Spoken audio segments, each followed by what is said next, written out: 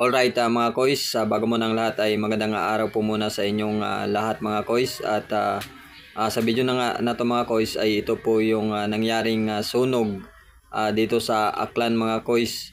Ito yung barko na to mga kois ay ito yung training ground ng mga estudyante na nag-aaral po ng seaman dito sa Aklan mga kois.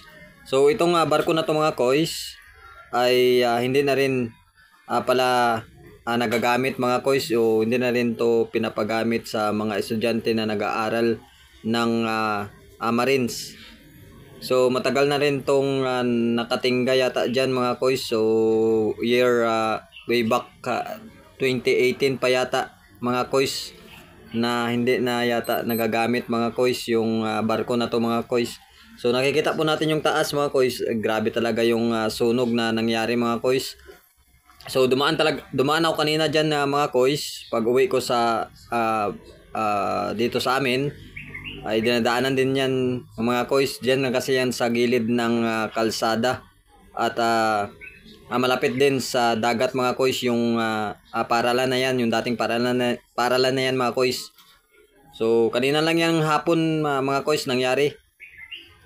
So nabalitaan ko nga din yan sa sa trabaho yung nangyari mga kois.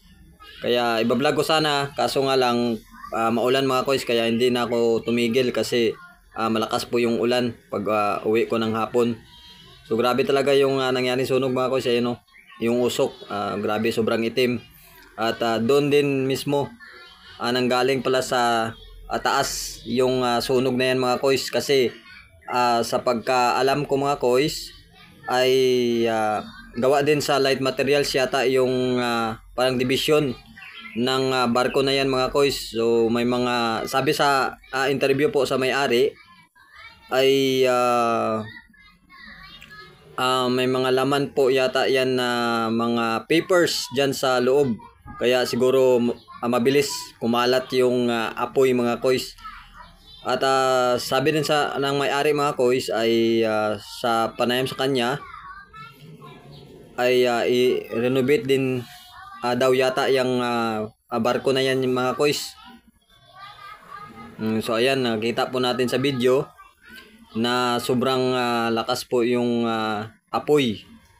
Ayan, parang barko talaga siya mga kois. Kasi training ground talaga ng mga estudyante yan, ng mga seaman. So medyo nakakalungkot din sa mga dating estudyante din. Siyempre nag-aral din sila dyan, nakapagtapos, nakapagtrabaho. So ayan pa yung nangyari mga kois, nasunog pa yung barko.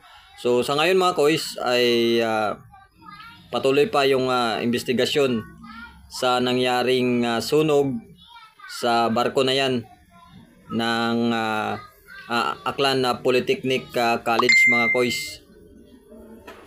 Nakita naman po natin yung presensya ng mga bumbero po natin. So mabilis naman po na nakapunta yung bumbero, kaso nga lang mabilis din po yung pagkalat ng apoy.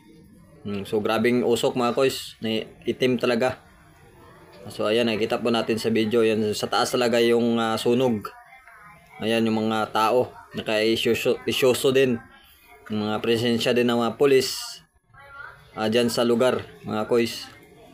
So yan nga mga kois, yung nangyaring sunog sa dating training ground ng mga nag-aaral po ng seaman mga kois.